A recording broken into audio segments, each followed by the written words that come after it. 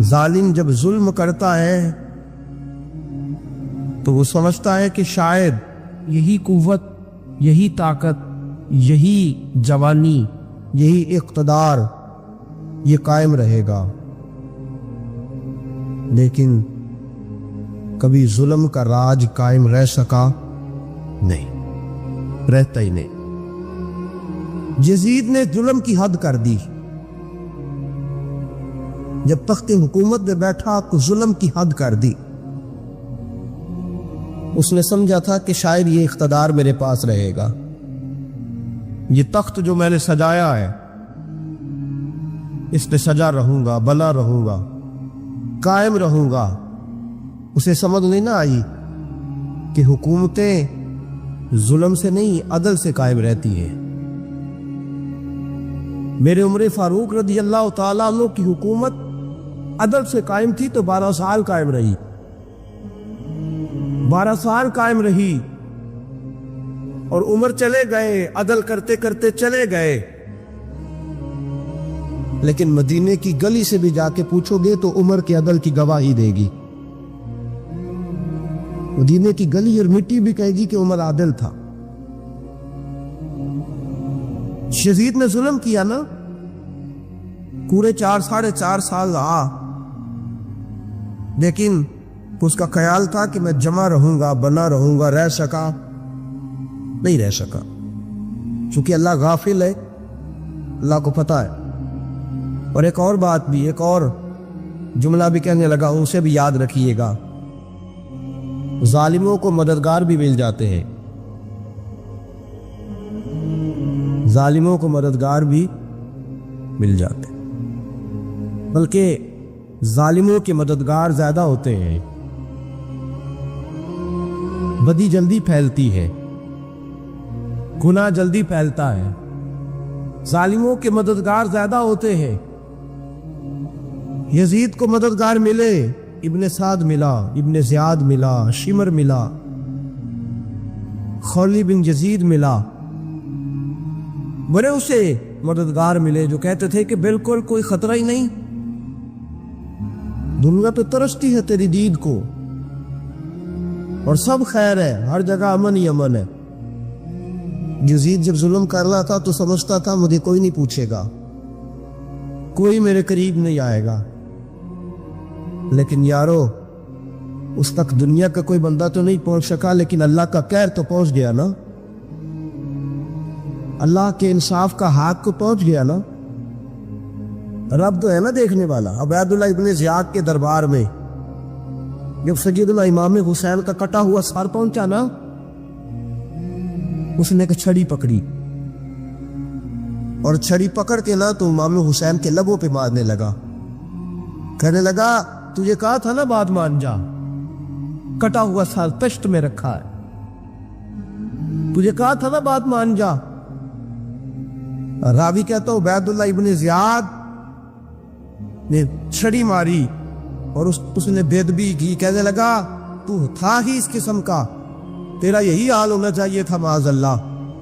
حضرت بریدہ اسلمی حضور کے صحابی دربار میں موجود تھے، فرمایا ابن زیاد تو برا ہے، تیرا باپ برا ہے، چھڑی پیچھے کر، پیچھے کر، ہٹا لے۔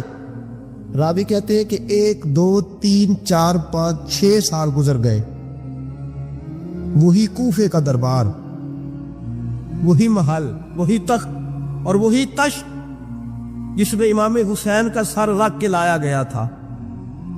6 سال کے بعد مختار ثقفی حکمران بن گیا۔ مختار ثقفی نے کہا کہ میں چن چن کے ماروں گا وہ بندے انہوں نے امام حسین کو قتل کیا تھا۔ 1 نہیں 2 نہیں 4 نہیں 6000 بندہ مارا اس نے، چن چن کے۔ مختار ثقفی نے ابراہیم بن مالک کو بھیجا، فرمایا جاؤ قتل کر کے لاؤ۔ لڑائی شروع ہو گئی، 1 محرم کو ہوئی تو پھر بند ہو گئی، پھر 5 کو شروع ہو گئی، پھر 7 کو شروع ہو گئی، 10 محرم کا دن آ گیا، 6 سال کے بعد وہی ظہر کا وقت آ گیا، وہی عبید اللہ ابن زیاد جس نے امام حسین رضی اللہ تعالیٰ عنہ کو قتل کروایا تھا، وہ گرا ہوا ہے اور زمین پہ گرا ہے، اس کی گردن پہ ابراہیم بن مالک نے پیر رکھا اور اس کی گردن کو کاٹ کے تشت میں رکھا، اور تشت میں رکھ کے جب اس نے کوفہ بھیجا، وہی تخت اس پہ عبید اللہ ابن زیاد نے بیٹھ کے امام حسین کے مبارک لبوں پہ چھڑی ماری تھی، اسی تشت پہ رکھ کے جب اسی عبید اللہ ابن زیاد کا سر نے رکھا تو کوفے کے اس دارالخلافہ کے ایک کونے سے ایک بابا بولا اور بول کے کہنے لگا، لوگوں گواہ رہنا میرا رب بڑا عادل ہے، گواہ رہنا اللہ بڑا عادل ہے۔ چیختا ہے، کونے سے پکارتا تھا تو لوگوں عدل ہو گیا، انصاف ہو گیا، عدل ہو گیا، انصاف دیکھو دیکھو۔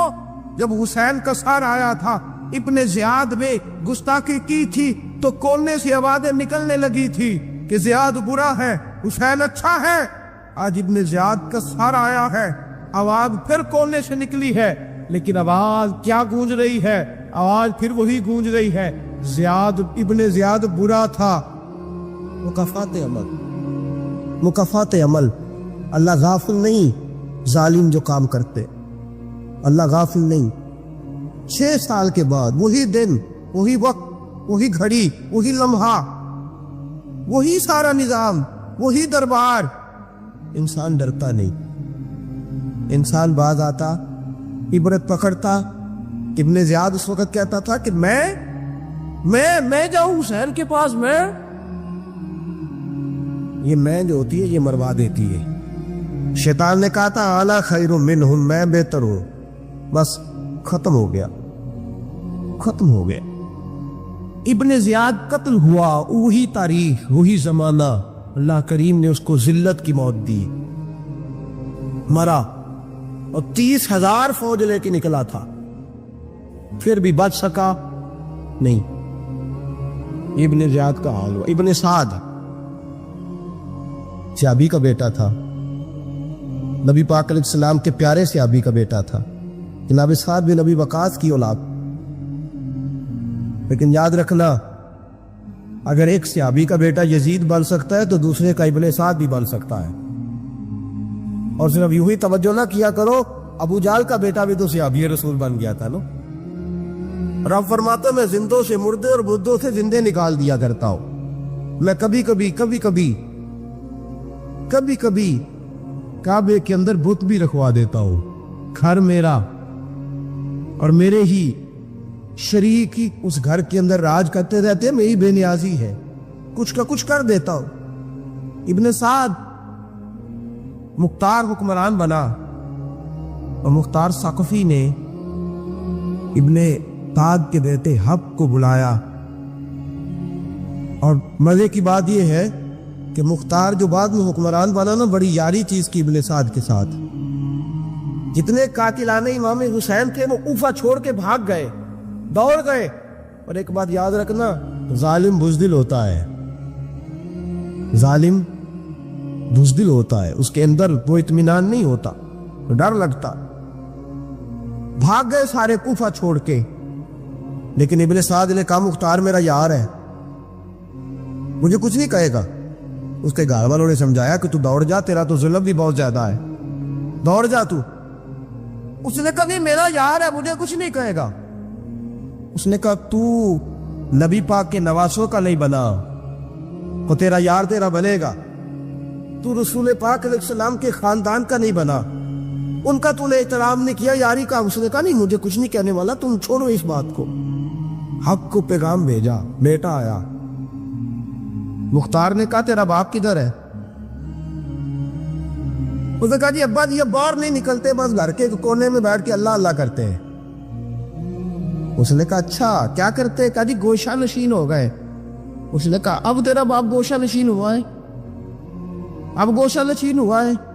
بھیڑیے سے لومڑی نے کہا کہ جاؤ شکار کر لو، تو بھیڑیا کہنے لگا بوڑھا ہو گیا تھا نا، بھیڑیا کہنے لگا نہیں میں نیک ہو گیا ہوں، میں نے شکار کرنا چھوڑ دیا ہے، میں کسی جانور کو تنگ نہیں کرتا۔ تو لومڑی کہنے لگی نہیں بادشاہ سچی بات کر، اب تجھ سے دوڑا ہی نہیں جاتا، اب شکار پکڑا جاتا، اب تجھ سے دوڑا نہیں جاتا پکڑ، اب تیرے اندر آج بھی طاقت آئے تو کم کرے نہ، تو اب بھی چھوڑنے والا، اب تجھ سے دوڑا نہیں جاتا۔ ملا رومی فرماتے ہیں بوڑھا ہو کے تو بھیڑیا بھی نیک ہو جاتا ہے، جتنی مرضی نمازیں پڑھے، جتنے مرضی روزے رکھے، جتنی مرضی نفل پڑھے، سارا کچھ کر لے، لیکن اللہ کبھی حسین کے گستاخ کو معاف نہیں کرے گا، کبھی نہیں معاف کرے گا۔ اس لیے کہ جو حسین کا بے ادب ہے وہ دراصل رسول پاک کا بے ادب ہے، اللہ اسے معاف کرے گا۔ اس ظالم میں اس نے ظلم کیا، ابھی 6 سال ہی تو گزرے تھے، 6 سال ہوئے صرف۔ ابن سعد بھیجا بیٹے کو، کہا جا اب اپنے باپ کو جا کے کہہ یہ مختار بلاتا ہے، بات سنے آ کے۔ ڈر گیا، میں نے کہا ظالم بزدل ہوتا ہے نا، کہنے لگا اس سے جا کے کہو میں نہیں آ سکتا، بیمار ہوں۔ نے کہا چلو وہ نہیں آ سکتا تو ہم تو جا سکتے ہیں نا، ہم تو جائیں گے نا۔ ابن سعد نے بھیجے 10-12 بندے، فرمایا جاؤ زندہ نہ لے کے آنا، میرے پاس زندہ نہ لے کے آنا۔ گئے، بیٹے کو حفص کو گرفتار کر کے کھڑا کر دیا، اور جناب یہ جو ابن سعد تھا اس کو بھیجا، کہا جب تم اس تک پہنچو نا تو جا کے گردن مارنا اس کی، اور مجھے اس کی وجود نہیں دیکھنا، صرف کٹا ہوا سر دیکھنا ہے۔ گئے، جا کے اس کو پکارا، کہا مختار نے بھیجا ہے مارنے کے لیے۔ کہنے لگے مختار مجھے نہیں مار سکتا، میرا یار ہے۔ ابن سعد کہتا مختار مجھے مار سکتا، میرا یار ہے۔ ان فوجیوں میں سے ایک فوجی کہنے لگا اگر تم محمد کے نواسے کو مار سکتا تو تجھے بھی تیرا یار مار سکتا ہے۔ گرفتار کر لیا، منتیں کرتا رہا۔ تاریخ ابن سعد کو بتا رہی تھی کہ ابن سعد تو ہاتھ باندھتا ہے، پاؤں پکڑتا ہے، میرا یاد کر میدان کربلا، تجھے اپنی باری آئی ہے تو تو ہاتھ باندھتا ہے، میدان کربلا یاد کر۔ حسین نے بھائی کی بھی لاش اٹھائی تھی، حسین نے جوان بیٹے کی میت بھی اٹھائی تھی، 6 مہینے کا علی اصغر بھی اس کی گود میں دم توڑ گیا تھا، اس کی بیٹیاں پیچھے تھی، بہن پیچھے تھی، بھانجیاں پیچھے تھی، بھتیجیاں پیچھے تھی، لیکن حسین نے ایک بار بھی ہاتھ نہیں باندھے۔ یہ کون ہے اٹیک ہوا، غبار سے پھٹا ہوا، ہزاروں کوفیوں کے درمیان وہ اکیلا ہی ڈٹا ہوا، یہ بال یقین حسین ہے، نبی کا نور عین ہے۔ فرمایا یہ وہ میدان کربلا بھی یاد کرنا، تو ظالم تھا نا، معافیاں مانگ رہا ہے۔ حسین رسول پاک کے نواسے تھے، ایک بار بھی معافی طلب دیکھ، منظر یاد کر۔ ابن سعد کا ایک ہی وار میں سر قلم کیا، ایک ہی وار میں۔ امام حسین پہ تو پہلے 82 زخم لگے تھے تلوار کے، 82 زخم تلوار کے، نیزوں کے، اور کئی نیزوں کی الیاں امام حسین کے وجود میں ٹوٹ گئی جی۔ امام حسین رضی اللہ تعالیٰ عنہ پہلے ڈٹے رہے، جمے رہے، بڑی دیر کے بعد پہلے ہی بار میں گر گیا۔ ابن سعد کا کٹا ہوا سر پہنچا تو بیٹا کھڑا تھا۔ مختار سبتی نے کہا کہ تیرا باپ میں نے مار دیا ہے۔ کہنے لگا کو مزہ نہیں رہا زندگی میں۔ اس نے کہا چلو ٹھیک ہے تمہیں بھی مار دیتے، اگر مزہ نہیں رہا تو مار دیتے۔ کاٹ دیا سر اس کا بھی، کاٹے، تشت میں رکھے، اور مدینہ منورہ حضرت محمد بن حنفیہ رضی اللہ تعالیٰ عنہ جو امام حسین کے چھوٹے بھائی تھے، جناب علی کی دوسری زوجہ کے بیٹے تھے، جناب علی کے صاحبزادے ان کے پاس بھیجے، اور بھیج کے کہا کہ لو ابن سعد کا سر حسین کا بدلہ ہے، اور اس کے بیٹے کا سر علی اکبر کا بدلہ ہے۔ جب محمد بن حنفیہ کے پاس پہنچے تو آپ نے فرمایا یہ کمینوں کے سر میرے بھائی کے سر کا بدلہ ہو ہی نہیں سکتے، یہ کہاں حسین کا بدلہ ہو سکتے ہیں، وہ حسین ابن علی۔ مجھے اس شخص کی کیا ضرورت ہے جو ممبر پہ بیٹھ کے کہتا ہے حسین ابن علی باغی تھے؟ وہ شخص اس کی نماز میں ہوگا، حج زکات دیکھا جائے گا۔ آؤ قرآن مجید سورہ شورا آیت نمبر 23، گھر جا کے قرآن مجید کھولو، یہ وانی آیتیں بھی پڑھا کرو، یہ وانی بھی کھولا کرو۔ صحابہ جمع ہو کے نبی پاک کے پاس آئے، عرض کی یا رسول اللہ صلی اللہ علیہ وسلم آپ کے خرچے زیادہ ہیں، آمدن کا ذریعہ کوئی نہیں، جس طرح آج لوگ ہر پیر صاحب سے نہیں پوچھ رہے، علامہ صاحب سے کہ آپ کام کوئی نہیں کرتے، کپڑے پھر بھی سفید پہنتے ہیں، کیا ذرائع آمدن ہے، پھر بھی آپ گاڑی میں گھومتے ہیں۔ ہمارا تو پروگرام تھا مولوی بھوکا مر جائے، پر اس کے پاس آتے ہیں تو یہ تازی چائے پلاتا ہے، کیا مطلب کس طرح کا رویہ ہے؟ صحابہ کے باہر وہ یہ نہیں سوچتے تھے آتے کہاں، وہ کہتے تھے آگے بڑھ کے حصہ ڈالے۔ وہ سارے آگے بڑھے، کہا یا رسول اللہ صلی اللہ علیہ وسلم اخراجات زیادہ ہیں، ذرائع آمدن بظاہر کوئی نہیں، نذرانوں پہ اعتراض نہ کیا کرو. نذرانہ دینا نبی پاک کی سنت ہے. نذرانہ قبول کر لینا نبی پاک کی بولو حضور کی سنت ہے. تو صحابہ جمع ہو کے آئے, ایک جگہ پہ میٹنگ کی, کا تھوڑے سے پیسے ہر مہینے پیش کریں گے. تو حضور سے بات کون کرے گا پیسوں کی؟ کہا ہم نے نہیں کرنی, نبی پاک کے چچا جناب عباس کریں گے. حضرت عباس رضی اللہ تعالیٰ عنہ کے ذمے لگایا گیا. جناب عباس آئے, حضرت عباس رضی اللہ تعالیٰ عنہ پیسے لے کے آئے, اور سیانے بندے تھے, انہوں نے بڑی سمجھداری والی عقل مندی والی بات چھیڑی. یہ نہیں کہا کہ حضور ہم یہ نذرانہ دیں گے. کہنے لگے یا رسول اللہ ہمیں پتہ ہے آپ کی مذہبی مصروفیت اتنی ہے کہ آپ کو ٹائم نہیں ملتا کاروبار کرنے کا. اگر آپ کام کریں گے تو پھر آپ کس طرح کر کے دین کا کام ہو سکے گا. اور یا رسول اللہ آپ نے جو ہمارے لیے کیا ہے اس کا ہم بدلہ نہیں دے سکتے, ایک حرف کا بدلہ نہیں دے سکتے. حضور یہ تھوڑا سا نذرانہ ہر مہینے لایا کریں گے, قبول کر لیں. نبی پاک کے سامنے رکھا ہی تھا کہ اللہ کا قرآن بول پڑا, کا کل لا اسألکم علیہ اجرا, محبوب ان سے فرما دو کہ میں نے تمہارے لیے بڑی تکلیف سہی ہے, پر میں تم سے کوئی اجر نہیں مانگتا, تم سے کوئی اجر نہیں مانگتا. ہاں اگر تم نے کچھ کرنا ہے الا المودۃ فی القربى, تو میرے قریبیوں سے پیار کرتے رہنا, میری ختیجہ سے پیار کرنا, میری عائشہ کا ادب کرنا, میرے قریبیوں کا احترام کرنا. یا رسول اللہ ازواج تو گھر میں ہے ہی, قریبی کوئی اور بھی خاص ہے جس کا ادب کرنا ہے؟ تو نبی پاک نے فرمایا ہاں علی, فاطمہ, علی اور فاطمہ کی اولاد. فرمائے ان کا ادب کرتے رہنا, اس کا مطلب یہ ہوگا کہ تم نے میرے ساتھ بڑا ہی اچھا سلوک کیا ہے. کہا ان کا ادب کرنا, جناب علی, سیدہ فاطمہ, اور دونوں کی ان کا ادب کرنا فرائض دین, اہل بیت کا ادب کرنا فرائض.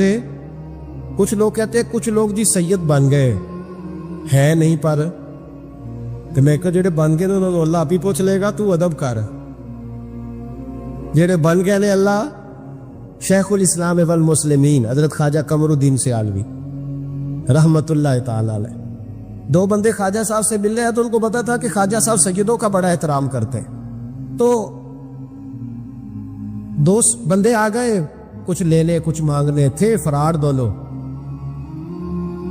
ٹانگے سے اترے تو سیال شریف کے رستے میں درمیان میں پروگرام بنایا کہ سنا ہے خواجہ صاحب سیدوں کا بڑا ادب کرتے ہیں, سید نہ بن جائیں. بن بھی جاتے ہیں نا لوگ, وہ سید نہ بن جائیں. تو ٹھیک ہے جی بن جاؤ, بن گئے سید. خواجہ صاحب کو کسی نے اندر جا کے بتایا دو سید آئے, تو خواجہ صاحب اس طرح دوڑے کہ نہ جوتا نہ سر پہ ٹوپی, دوڑ کے آئے. شیخ الاسلام خواجہ صاحب نے ہاتھ چومے, نذرانہ دیا, 2-3 پہلے بھر کے دیے لنگر کے. جب وہ جانے لگے نا تو خواجہ صاحب ان کے ساتھ باہر تک آئے, جہاں انہوں نے سید ہونے کا پروگرام بنایا تھا وہاں تک ساتھ آئے, ان کو روانہ کیا. ان میں سے ایک بندہ خود ہی بول پڑا, کہنے لگا حضور یہاں لوگ دروازے تک چھوڑنے آتے ہیں یا گاڑی تک؟ نہ دروازہ نہ گاڑی, آپ درمیان میں رخصت کرنے آئے, سمجھ نہیں آئی. تو خواجہ صاحب فرمانے لگے تم یہیں سید بنے تھے, یہاں تک ادب کرنا ضروری تھا. یہاں تم سید بنے تھے, یہاں تک ادب کرنا, پیچھے تم سید نہیں ہو تو میں کیسے ادب کروں؟ جہاں تک تم سید ہو وہاں تک ادب کرنا. اور میرے اعلیٰ حضرت نے عقیدہ دیا, کہنے لگے تیری نسل پاک میں ہے بچہ بچہ نور, تیری نسل پاک میں ہے بچہ بچہ نور کا, تو ہے عین نور تیرا سب گھرانہ نور کا. تو میاں صاحب نے اس کی وضاحت بھی کی. میاں صاحب سے کہا حضور ادب کرتا کون ہے؟ سارے تو ادب کرتے نہیں. تو میں دور دینا جاتا, پرانے محدثین نہیں پوچھتا, یہ کشمیر میں میاں محمد بخش صاحب سے پوچھ لیتے حضور ادب کرتا کون ہے. تو میاں صاحب فرمانے لگے اصلا نال جے نیکی کریے. کنا نال؟ اصلا نال جے نیکی کریے تے وہ نسلہ تاک نہیں پھول دے. ہاں بے اصلہ نال نیکی کریے تے پھول کنڈیاں نال تول دے. بے اصلہ فرمانے لگے جو اصل ہوگا نا اخلاق کا, کردار کا, خاندان کا اصل, وہ ہمیشہ مصطفیٰ کے صحابہ کا بھی احترام کرے گا اور اہل بیت نبوت کا بھی ان کا ادب کرے. سنیں نبی پاک نے کیا فرمایا, ترمذی میں حدیث ہے. نبی پاک نے خطبہ حجت الوداع دیا. لوگ ہمیں کہتے ہیں نماز روزہ حج زکوٰۃ اس سے آگے نہ جاؤ. حضور نے خطبہ دیا, فرمایا میں تمہیں 2 چیزیں دے کے جا رہا ہوں، اگر تھام کے رکھو گے تو گمراہی تمہارے پاس نہیں آئے گی۔ یا رسول اللہ کون کون سی؟ فرمانے لگے ایک میں تمہیں قرآن دے کے جا رہا ہوں، دوسرا اپنا خاندان دے کے جا رہا ہوں، ان کو تھام کے رکھنا، گمراہی کبھی تمہارے پاس۔ حضرت سیدہ زینب نے سارے جنازے دیکھے، بھتیجوں کو، بھانجوں کو، سب کو شہید ہوتے دیکھا۔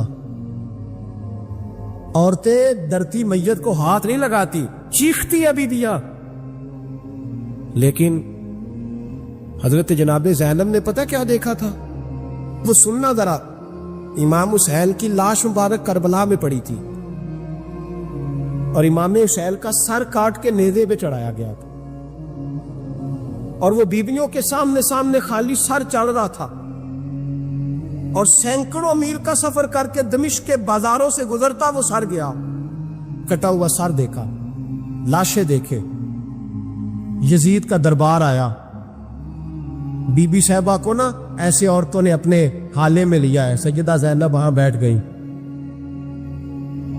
تو جب بولا نا یزید دربار میں، کہنے لگا کہ دیکھو اللہ نے عزت والوں کو عزت دی، معاذ اللہ ثم معاذ اللہ، اور میرے مخالفین کا کیا حشر ہوا جب اس نے دیکھے نا، ایک آدمی مجبور ہے، مقہور ہے، اتنا لمبا سفر ہے، غربت ہے، پیاس ہے، بیماری ہے، کیا انداز ہے جب اس عالم میں یزید کے دربار میں اس نے گستاخی کی امام حسین کی۔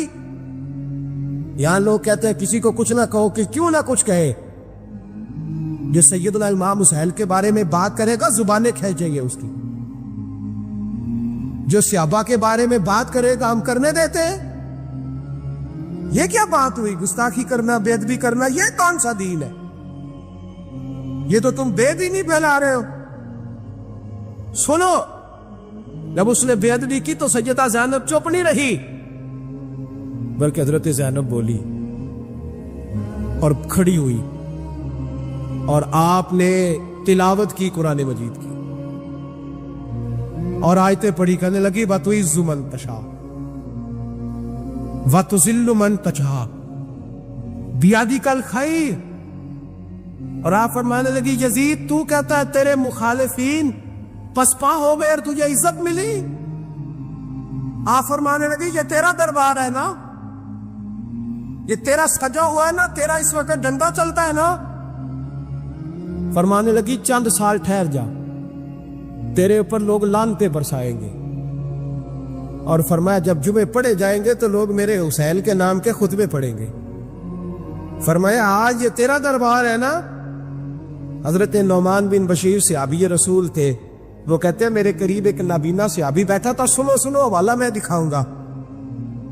کہنے لگے میرے قریب اس وقت یزید کے دربار میں ایک نابینا صحابی بیٹھے تھے، جب بی بی زینب نے یہ بات کی نا تو وہ نابینا صحابی میرا ہاتھ پکڑ کے کہنے لگے نعمان یہ تو علی کی آواز ہے، علی آ گئے۔ جبریل امین بول رہے ہوں جیسے، حکمت کے گوہر رول رہے ہوں جیسے، دربار دمشق میں بی بی زینب کا خطاب، منبر پہ علی بول رہے ہوں جیسے۔ جناب نعمان بن بشیر کہنے لگے نہیں، علی جب بولتے تھے تو بڑا رنگ ہوتا تھا، ابھی تو زینب کھل کے بول ہی نہیں رہی، ابھی تو زینب ستائی ہوئی ہے، ابھی تو زینب زخم کھا کے آئی ہے، ابھی تو زینب پیاسی ہے، کاش زینب تر و تازہ ہوتی، تو زینب خطبہ پڑھتی تو علی کی طرح گرجدار آواز نکلتی، یزید کے محل کانپتے، جبریل امین بول رہے ہوں جیسے، حکمت کے گوہر رول رہے ہوں جیسے، دربار دمشق میں بی بی زینب کا خطاب، منبر پہ علی بول رہے ہوں جیسے۔ وہ مسکینوں کی طرح منتیں نہیں کر رہے تھے، ہائے پانی ان کا مزاج ہی نہیں، بلکہ وہ دلیر لوگ تھے، دلیر۔ امام علی مقام آرام سے مسجد نبوی میں بیٹھے تھے، زمانہ پوری دنیا سے جاتا تھا، ہاتھ چومتا تھا، قدموں میں بیٹھتا تھا، اتنے بڑی عظمت والی بھی کوئی شخصیت ہوگی جس کے رگوں میں رسول اللہ کا خون دوڑتا ہے، جسے حضور اپنی زبان مبارک اس طرح وہ چوسا کرتے تھے جیسے عرب کے لوگ پیاس کے عالم میں کھجور چوسا کرتے تھے.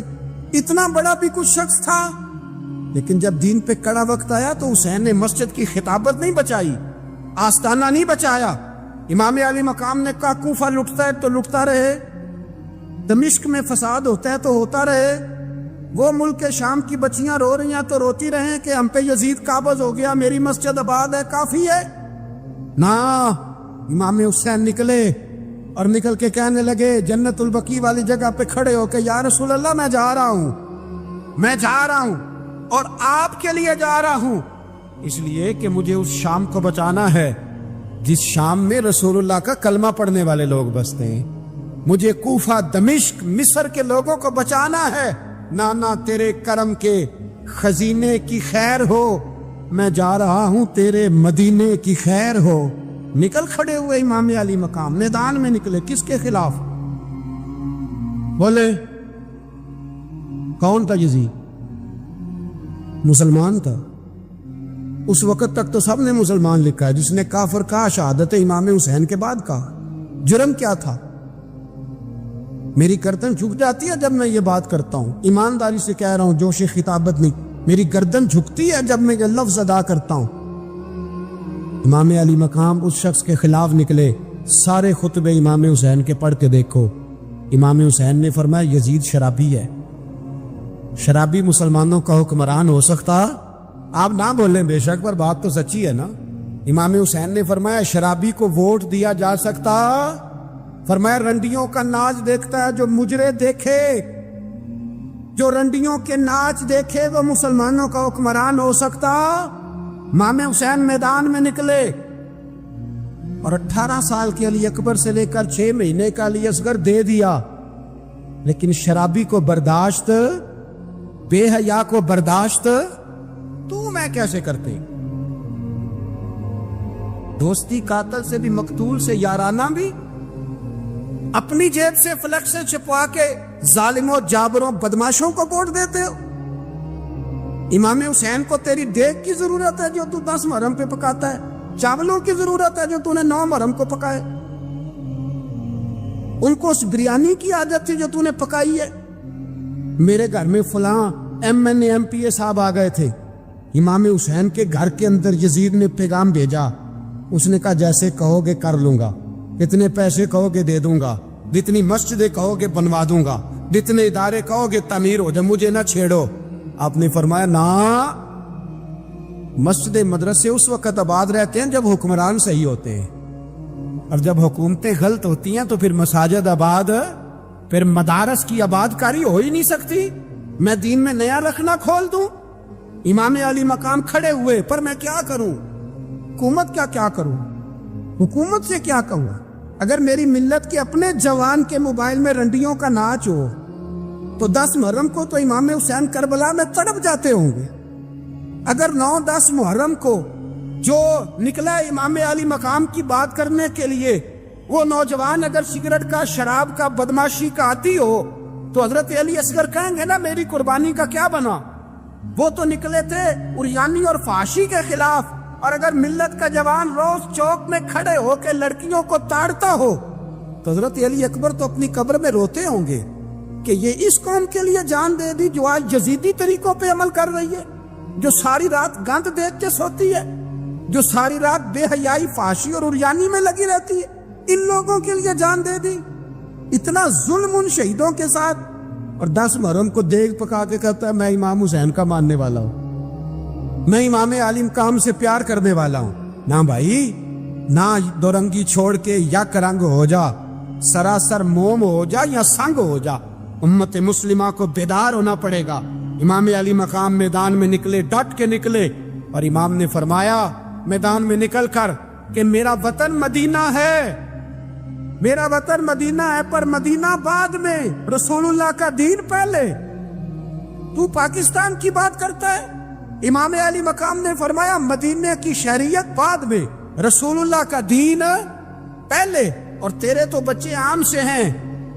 امام حسین نے فرمایا میری گود میں جو بچے ہیں وہ رسول اللہ کے نواسے ہیں. پر بچے بعد میں، نبی پاک کا دین پہلے. آپ نے فرمایا تیری بیٹی بڑی باوقار ہوگی، اس کی بڑی عزت ہے، تو کہتا ہے بیٹی کی وجہ سے بلیک میل ہو گیا. لیکن جو شان خدا نے حسین کی بیٹی کو عطا فرمائی، جن بچیوں کا سر کا بال ننگا ہو جائے، سر کا بال ننگا ہو جائے، تو امام شورانی فرمایا کرتے تھے اگر مدینے میں کسی سید زادی کے سر کا بال ننگا ہوتا تھا تو سورج اپنا منہ چھپا لیا کرتا، سورج چھپ جاتا تھا بادلوں کی اوٹ میں. اور مدینے والے سمجھ لیتے تھے کہ گھر میں کام کرتے کرتے کسی سید زادی کے سر کا کوئی بال ننگا ہو گیا. ان شہزادیوں کا اتنا وقار.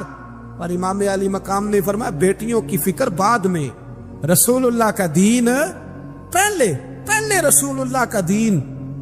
بلخ میں قحط پڑ گیا،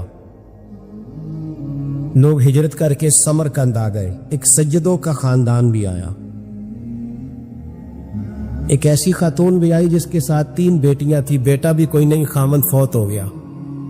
مسجد کے ساتھ مہمان خانے بنے ہوتے تھے، وہاں اس نے بچوں کو ٹھہرایا اور نکلی سمرقند میں کہ کوئی آدمی مل جائے. تو وہ سیٹھ صاحب، چودھری صاحب کہنے لگے مجھے کیسے پتا چلے گا تو سید ہے؟ مجھے بتاؤ، کسی کو چوک میں کھڑا کر کے کہا جائے بتاؤ تو کون ہوتا ہے، اس شخص کا کیا اشر ہوتا ہے، کیا حال ہوتا ہے؟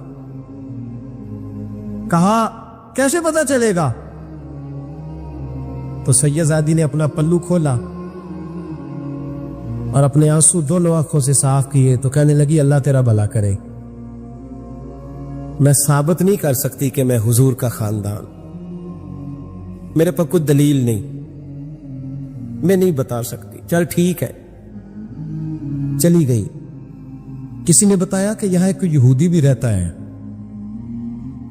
وہ بڑا سخی ہے، یا آتش پرست ہے، یا پارسی ہے کافر غیر، سخی بڑا ہے. اس کے پاس گئی، بیٹھی رہی، لوگ بیٹھے تھے، جب چلے گئے تو قریب گئی، کہنے لگی مجبور ہوں، پریشان ہوں، غریب نہیں ہوں. کہنے لگا بی بی تجھے کبھی دیکھا نہیں، سمرقند کی اتنی آبادی نہیں، میں سارے شہر، تو کون ہے؟ تو کہنے لگی تعارف نہ ہی پوچھے تو اچھا ہے. اس نے کہا چلو اگر پتہ چل جائے تو. کہنے لگی میں مسلمانوں کے نبی کی اولاد ہوں. مسلمانوں؟ اس نے کہا پیغمبر خدا کی اولاد. اٹھ کے کھڑا ہو گیا، بی بی کو ساتھ لیا، گھر گیا. کہنے لگا جو صاف ستھرا کمرہ ہے نا اسے پھر دھو ڈالو، ایک دفعہ پھر دھو ڈالو. کمرہ دھلایا، صاف کرایا. پھر کہنے لگا بی بی میرے برتن زیادہ صاف ستھرے نہیں، میں نئے نہ خرید کے لا دوں. پھر نئے برتن لایا. پھر اپنے بچوں سے کہنے لگا اونچا نہ بھولنا کہ سیدہ فاطمہ کی شہزادیاں آئی، یہاں کوئی شخص اونچی بات نہ کرے. پھر کہنے لگا بی بی جو میرا بالکل طیب اور حلال رزق ہے نا، یہ اس میں سے لنگر ہے، لیکن چونکہ میں غیر مسلم ہوں، مجھے سلیقے نہیں آتے، جیسا تیسا بھی ہو نا اسے قبول کر لینا. خاتون کو کہنے لگا یہ گھر ہے، جب تک جی چاہے یہاں رہنا، اور دیکھنا ہو سکے تو رات اپنے نبی سے سفارش کرنا، میرا بھی کوئی مسئلہ، میری بھی کوئی قبولیت کہیں ہو جائے. وہ مسلمان کہلانے والا رات کو سویا. کہتے ہیں جنت سجی ہوئی ہے، لوگ جنت میں جا رہے ہیں، لائنیں لگی ہوئی ہیں، نبی پاک لوگوں کو جنت میں بھیج رہے ہیں. میں بھی دوڑ کے لائن میں لگ گیا. فرشتے نے میرا بازو پکڑا، کا پیچھے ہٹ. تو میں دوڑ کے حضور کی بارگاہ میں گیا. میں حضور سارے جنت میں جا رہے ہیں، یہ مجھے نہیں جانے دیتا. تو نبی پاک نے فرمایا تو کون ہے؟ کہ یا رسول اللہ میں مسلمان ہوں. کہتے حضور مجھ سے فرمانے لگے کوئی دلیل ہے تیرے پاس؟ دلیل ہے کوئی تیرے پاس؟ جب میں چپ کر گیا فرمایا میری بیٹی ہے تیرے دروازے پر آ ہی گئی تھی تو دلیلیں پوچھنے لگ گیا تھا. میں جا دوڑ جا. سویرے آنکھ کھلی تو گلیوں میں ڈھونڈتا پھرتا ہے, تلاش کرتا پھرتا ہے, کونے کونے میں جاتا ہے وہ سادات کا گھرانہ کہاں گیا. ڈھونڈتے ڈھونڈتے اس غیر مسلم کے دروازے پہ جا کے پہچان لیا تو کہنے لگا خدا کا واسطہ جو تو نے نوکری کی ہے نا ان کی مجھ سے 11 گنا لے لے, یہ سادات کا گھر مجھے دے دے. تو کہنے لگا کل تو آتا تو شاید بات اور ہوتی, آج بات اور ہے. اس نے کہا مہربانی کر. کہا نہیں کل تو آتا تو معاملہ اور تھا, آج معاملہ آج اور ہے, رنگ بدل گیا ہے, حالات تبدیل ہو گئے ہیں, اب تو دیکھتا کیا ہے, جا تار جا. کہنے لگا نہیں مہربانی کر دے دے, تو غیر مسلم ہے تیرا کیا تعلق. کہنے لگا چپ کر, غیر مسلم میں کل تک تھا, کل سے سجدوں سے پیار کیا ہے تو میرے حالات سنور گئے ہیں. وہ جو نظارے تو نے رات خواب میں دیکھے ہیں میں نے جاگتی آنکھوں سے دیکھے ہیں. حضرت عمر جب نعرہ لگاتے نا تو کیسے کس طرح کانپتے. سفیر آتے روم کے ملنے کے لیے تو کہتے جاؤ عمر نفل پڑھ رہے ہیں, ٹائم کوئی نہیں. ایک دن اندر میٹنگ ہو رہی تھی, حضرت عمر میٹنگ میں بیٹھے تھے, آپ کے بیٹے ملنے آئے عبداللہ ابن عمر. ابا جی اندر آ جاؤ. فرمایا دروازے پہ کھڑا ہو, میں ضروری بات کر رہا ہوں, اندر نہ آنا. جناب عبداللہ ابن عمر کہتے ہیں میں دروازے پہ کھڑا ہو گیا. تھوڑی دیر گزری تو امام حسین بھی آ گئے. ایک حدیث میں ایک روایت میں امام حسن کا لفظ بھی ہے. امام حسین آئے, آ کے عبداللہ ابن عمر سے کہنے لگے عمر فاروق اندر ہے. تو کہا وہ اندر تو ہے. تو کہا آپ کیوں دروازے پہ کھڑے. کہنے لگے ابا جی نے کہا ہے یہاں انتظار کرو, میں کوئی ضروری بات کر رہا ہوں, لیکن شہزادے میرے لیے کہا ہے, میرے لیے آپ جانا چاہیں تو چلے. امام حسین کہنے لگے امیر المومنین کوئی بات کر رہے ہوں گے, میں ظہر کے وقت مسجد میں مل لوں گا, ظہر کا ٹائم آئے گا نا تو میں مسجد میں مل لوں گا. یہ کہہ کے چلے گئے. حضرت عمر باہر آئے تو حضرت عبداللہ ابن عمر سے کہا کہ کوئی آیا تو نہیں. عرض کی حضور حسین ابن علی آئے تھے. حسین ابن علی. تو کہا اندر کیوں نہیں بھیجا. کہا میں نے کہا تھا بے شک چلے جائیں, لیکن وہ کہہ رہے تھے کہ میں ظہر کے وقت مسجد میں مل لوں گا. تو سیدنا عمر فاروق فرمانے لگے عبداللہ تجھے تیری ماں روئے, حسین کو کیوں واپس بھیجا. پھر عمر دنیا داروں کے سامنے ڈٹنا, کھڑا ہونا عمر پہ ختم ہے, لیکن جو اندر کی بات ہے نا روح کی, جو عقیدت کی بات ہے. جناب عمر فاروق دوڑے گئے, امام حسین کے دروازے پہ دستک دی. امام حسین باہر رکھا, شہزادے یار ملنے آئے تھے, بغیر ہم ملے کیوں آ گئے. عرض کی کہ آپ مصروف تھے, آپ کے اپنے بیٹے بھی دروازے پہ کھڑے تھے, تو میں واپس آ گیا. امام حسین کہتے ہیں عمر جذبات میں آ گئے, سر سے پگڑی گر گئی. کہنے لگے حسین میرے بیٹے کا اور حسین کا کیا مقابلہ. کیا اس کی ماں کا نام فاطمہ الزہرا ہے, کیا اس کی نانی کا نام خدیجہ الکبریٰ ہے, کیا اس کے نانے کا نام محمد مصطفیٰ ہے. اور پھر سر سے پکڑی اتری تھی, اپنے بال زور سے پکڑ لیے.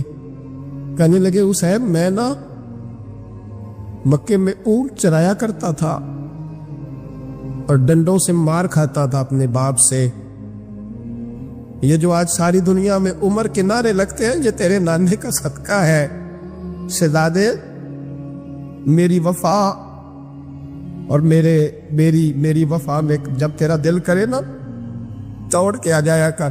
عمر تو لوگ ایک دن امام حسین نے آگے نا جناب فاروق اعظم سے کہا, خطبہ دے رہے بچوں کی طبیعت شروع میں, کہنے لگے عمر نیچے اترو, یہ میرے نانا کا ممبر ہے. تو حضرت سیدنا عمر سنو, جناب عمر اتر کے نیچے کھڑے ہو گئے. تو کہا جا کے اپنے نانے کے ممبر پہ بیٹھ. تو حضرت عمر رو پڑے، کہنے لگے شہزادے میرے نانے کا ممبر ہی کوئی نہیں ہے ہی نہیں، یہ ممبر یہ مصلی یہ تیرے نانے کی شان ہے، میرے نانے کا کوئی ممبر نہیں، تیرے ہی نانے کا ممبر ہے۔ تھوڑی دیر کھڑے رہے تو امام حسین کہنے لگے اچھا کوئی نہیں آپ کے نانے کا ممبر کا نہیں، کہا چلو پھر میرے نانے کے ممبر پہ بیٹھ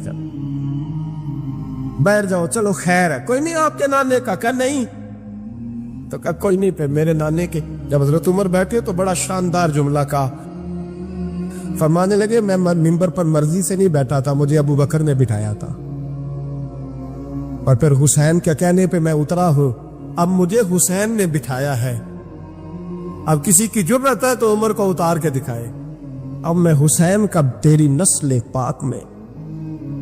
یار کتنی بے شرمی کی بات ہے، لوگ امام حسین کو باغی کہے، ہم قائل نہیں ہیں وہ والی شہادت بیان کرنے کے جس میں کہتے ہیں ہائے حسین تو سکینہ تو زینب۔ ہمارے بزرگوں نے ہمیں یہ سبق، ہمارے بزرگوں نے ہمیں بتایا کہ امام حسین کی شہادت اس طرح بیان کرو کہ نوجوانوں میں جذبہ جہاد پیدا ہو، عورتیں صبر کا پہاڑ بن جائے، اس طرح شہادت ہم وہ والی۔ لیکن ایک بات ضرور ذہن میں رکھیں، یہ جو لوگ کہتے ہیں نا بڑے مظلوم تھے پانی نہیں آ سکا، میرے سے حوالہ دیکھے جس نے دیکھنا ہے، میرے سے حوالہ دیکھے، میرے سے۔ حضرت امام حسین میدان کربلا میں تھے تو تھوڑی سی جگہ کھود کے نا امام حسین نے تو خندق کھودی، خندق کھودنا عرب کا رواج تھا، مدینے میں بھی خندق کھودی گئی، اس کا نام ہی جنگ خندق۔ تو خندق کھود کے نا آگ جلائی جاتی تھی، یہ حفاظت کا ایک ذریعہ تھا تاکہ دشمن نہ آئے۔ تو امام حسین نے اپنے خیمے کے سامنے خندق کھود کے اس میں آگ جلائی تاکہ پردہ رہے، عورتوں کے پاس کوئی دشمن نہ آئے۔ تو ایک شخص سامنے کھڑا ہو کے کہنے لگا حسین تو نے دنیا میں ہی آگ جلا لی ہے، معاذ اللہ ثم معاذ اللہ، کہنے لگا آگے تو آگ ملے گی، یہاں جلا لی ہے۔ تو امام حسین کہنے لگے میں حکم دیتا ہوں آگ کو کہ تجھے ابھی پکڑ لے، لوگ کہتے ہیں مظلوم تھے، میں حکم دیتا ہوں آگ کو تجھے ابھی پکڑ لے۔ یہ لفظ امام حسین نے کہے، میں 3 کتابیں تو میری لائبریری میں ابھی ہیں جن میں حوالہ 3 کتب سے، اور آج کل پرسوں کی کتاب نہیں، سینکڑوں سال پرانی۔ جب کہا نا میں حکم دیتا ہوں تو وہ آدمی گھوڑے سے نیچے گرا، گھوڑے سے نیچے گرا، اور گھوڑے کی رکاب کے اندر اس کا پیر الجھا، گھوڑا ڈر کے اتنا دوڑا کہ جا کے اس آدمی کو آگ میں پھینک دیا، امام حسین کے سامنے جل کے مر گیا۔ یہ حسین ابن علی ہے، یہ ابھی حکم دیتے تو فرشتے ابھی آ جاتے، یہ ابھی بات کرتے تو ساری دنیا کی فوجیں ابھی اکٹھی ہو جاتے، یہ ابھی حکم دیتے تو ابھی آ جاتے۔ اور سنو، اگر جناب اسماعیل کے لیے دمبا آ سکتا ہے تو وہ تو حضرت ابراہیم کے بیٹے تھے، اور یہ تو مصطفیٰ کی اولاد ہے، ان کے لیے کیا کچھ نہیں ہو سکتا۔ لیکن امام حسین نے پسند کیا تھا کربلا کے جہاد کو،